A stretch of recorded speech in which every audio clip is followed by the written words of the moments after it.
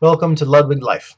This is the second episode in a series of short webisodes, completely unscripted, in which I talk about the book that I just released entitled A Viakov's Tale, which is available for your e-reader from Amazon.com through Kindle Publishing. I talk about cigars, which I'm very passionate about, and eventually I'll get to talking about something else, and who knows whenever that'll happen, right? So. Last week, my first episode had about 98 views. Real encouraging. Thank you very much. Please remember to tell your friends and family about this video series, and maybe it'll spawn some interest into the book and give some insight into the writing. So among those views, I did have some comments that were great. Thank you so much. One of the comments by Blue Book 2022 included 2 questions. This is great. This gives me something to talk about in the next episode. So I'm going to answer those 2 questions. The 2 questions were, what do people look for in a book? And who is my target audience? Well, what do people look for in a book? I gave that a lot of thought over the last week. I think about that kind of thing all the time, but especially because the question was given to me. And though I'm not really an authority on what other people think and do, here's what I think and hope they look for in a book. I think that people that read the fantasy genre are lovers of the fantasy genre. It's not something that they dabble in. It's something that they exclusively or heavily read. And so they know what's out there, they know what's been written and what's being written, and they're looking for something new, but at the same time, what they know and love. That's a very difficult thing and a kind of a tall order to fill. What I mean by that is there are a lot of formulas to stories and series, if that's even a word, series, that people use when writing fantasy genre books. Problem is, they're very successful. Those formulas work. Now, when I think of the books that I grew up with, that made me fall in love with the fantasy genre, those authors, they were the ones that created those formulas. So it was new and crazily successful. Those formulas tapped into the readers themselves and made them relate to the stories and the characters. The problem is that in the newest versions of modern fantasy, those formulas prevail, and they haven't really been expanded on or improved or anything like that. So they're kind of old hat. And I say that with the most respect that I can give to modern present-day writers and things. Writing is very, very difficult, and like I said, those formulas are very successful. They creep into our writing whether we want them to or not. So here's what I really mean. In a lot of the books that I read, and that most of you have read as well, they have what? They have a main character who begins in a very lowly stage in life. He begins as nothing. It's always a he. It's almost never a she, at least in the most popular fantasy novels and series. So this person begins as nothing, and you come to know them through the first few books, and it is soon discovered that they are part of some great plan, some huge prophecy. Someone finds an ancient text that foretells that someone, I wonder who, is going to fulfill some great task. They're going to kill some great evil. They're going to become king. They're going to become God. They're going to save the world. All this stuff. Now, that was very successful. It tapped into the readers. It made you relate to the main character because they started so lowly. The reader can think, hey, this is a character I can relate to. This is a character like me.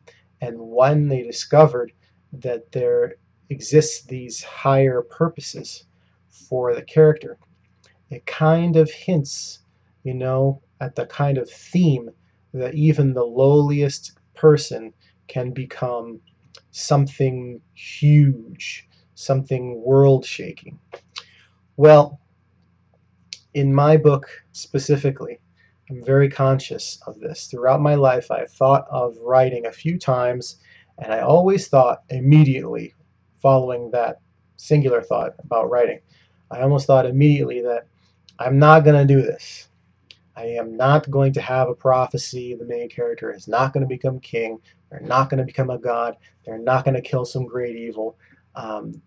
There is no ancient text that names them or describes them or hints at them or anything like that. In my book, Abnerin is the main character. He is a Vyakov. As I mentioned in the last episode, a Vyakov is a black bear person. He lives in a very small village of black bear people. One or two other races live there, but very, very, very small amounts, mostly black bear people. So like the formula, Abnerin begins as a very typical Vyakov. Very typical Vyakov. Everyone thinks he's going to be something great. When he's growing up, he's well-spoken. He's very handsome. He's very intelligent. But the problem is, without giving too much of the book away, and I don't think that's possible, the book is just so, expansive that I couldn't tell you possibly all of it through these webisodes. You'd always have to read it to get the whole picture. So I'll divulge a bit of information, really. Abnerin is the most typical Vyakov, and he has this promise.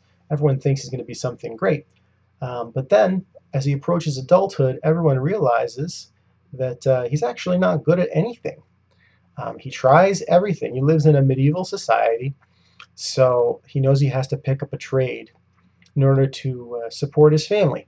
But he's not good at anything. He tries every trade that his village has to offer, and he fails pretty miserably at all of it. And that's kind of this kind of cosmic joke to the village that all thought he was going to be something great. People wanted to marry him to their daughters, and they wanted to apprentice him to their trades, and everyone had plans for Abnerin. Unfortunately, by the time he hits the age of 17, where the book opens up, it turns out that he can't fulfill any of those things. So the first stage of the book is a lot about how Abnerin feels about his life, about his role in his village, and he's trying to cope with all of his issues and find a place in the world. He's also very short. It comes to light that he's under 7 feet tall, and the Vyakov are very tall people. As black bear people, as you might imagine, they're between 7 and 9.5 feet tall, and he's not even 7 foot tall. So he's considered somewhat of a runt.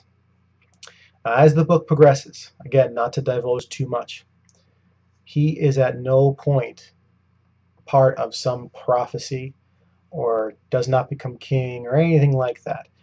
Abnerin remains throughout the whole book a regular person. And I did this, very consciously and on purpose. I wanted him to be the most relatable to the reader as possible. He has feelings, emotions, and thoughts and issues that we all have and that we all can remember having at his age. And I hope that you'll appreciate that as you read it. Now, this is all set in a fantasy world, so some of it is unique for that reason, but I hope that you'll be able to relate to the main character. I think you will. The other question, as I move on, try to move on at least, is who is my book targeted towards? What's the target audience? This is a difficult question. My book is pretty much targeted towards lovers of the fantasy genre, people that know and appreciate the genre but are ready for something new. It's targeted towards kind of my generation and the one right before it and the one right after. So we're looking at anyone between the ages of 18 and 40, I would say. A lot of the issues and things that are dealt with in the book are adult issues. Some of them are right on the cusp, in the 18 to 22 range, but a lot of them are adult issues as well. So I think that's my target audience, young adult to adult. I would say if you or your children are between 14 and 16, think twice probably about having them read some of this stuff, as there is some kind of gritty, gory, and slightly sexual parts to it as well. So enough of the book for this week. On to cigars. This is a Gran Habano Azteca. I came across the Gran Habano Azteca pretty stupidly, actually. I am a sucker for anything that has to do with Mesoamerican culture, anything Aztec, Olmec, Toltec, Maya, anything like that. I will pick up, try, and look at. I'm very interested in that subject matter. I thought about going into archaeology or anthropology. with that kind of as a focus. That stuff just really interests me, and I don't think anybody knows anything about it. Everybody studies the archaeology of like Western medieval Europe and the Middle East and Eastern Asia and Native American, but Mesoamerican culture is extremely intricate and no one knows anything about it, so I picked up this cigar. I was not disappointed. I'm usually disappointed when I pick up a cigar by the name alone or the wrapper.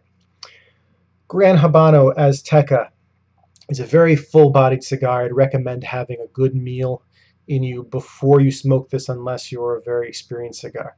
Why would I say that? Well, the smoke in this cigar, and in all cigars, a minute amount of it does get into your stomach, and if you don't have a meal in you, you can get quite sick from that.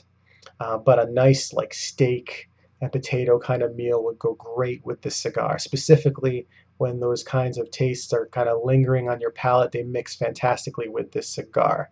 So this is actually a San Andreas Maduro wrapper. It's a very thick leaf. It has a beautiful kind of oily sheen to it. Okay, and you can tell by the thickness of these leaves and by the sheen that this is a very robust tasting wrapper. The wrapper constitutes about 70% of the taste of a cigar. It's the smallest portion of leaves used to make a cigar, which makes that really surprising to most people. But the wrapper itself and the leaves of the wrapper are the highest quality leaves in the cigar and therefore have the strongest taste. So if the wrapper of your cigar peels off and you got nothing but binder and filler left, I don't know, I really want to smoke that cigar. Gran Habano Azteca, I got these from Cigars International on a steel, was fantastic. It has immediately a nice peppery note to it when you start smoking it. It's a very chewy, meaty cigar, kind of a leathery taste to it, as well as that kind of like just robust, chewy meat kind of a taste to it. Kind of hard to describe, but it's a distinct taste. I would not say that this is a muddy cigar, as I mentioned in the other episode. So this is a Vitola. I'm sorry, this is not a Vitola. This is a Bellicosa size and style. I usually order Bellicosa if I can. Bellicosa is between 6 inches and long, with a 52 to 54 ring gauge. So bigger ring gauge means more smoke. The Azteca just booms with smoke. Great draw. I like a lot of smoke. It's a lot of taste when you're smoking it. You might think that's kind of redundant. All cigars smoke, right? But some of them smoke to different degrees. Some of them have a little smoke and they burn really slow. Some of them have a lot of smoke and they still burn really slow. That's the perfect part right there. So, Gran Habano Azteca, I would definitely recommend it. I'm running out of time. I want to keep these a little shorter. But thank you again for joining me on Ludwig Life. Please look at the book, A Viakov's Tale by Jason Ludwig on Amazon.com through Kindle Publishing for your e-reader. And please post questions and comments to the video. I promise to address them next time. Thanks again for being with me tonight, and I'll see you soon.